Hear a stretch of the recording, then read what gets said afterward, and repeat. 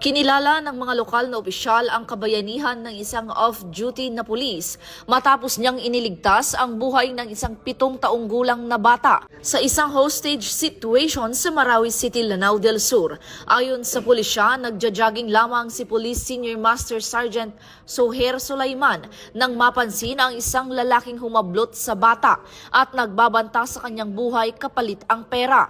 Sa kabila ng pagiging off-duty, agad na nakipag-ugnayan si Sulaiman sa mga opisyal ng barangay at mga lider ng komunidad upang mapayapang maresolba ang sitwasyon.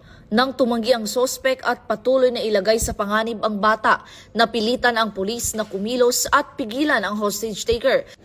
Dahilan upang mailigtas ang biktima at agad na isinugod sa ospital. Hinimok ng mga opisyal ng ProBar na parangalan ang pulis, patunay ng bagong PNP para sa bagong Pilipinas, serbisyong mabilis, tapat at nararamdaman.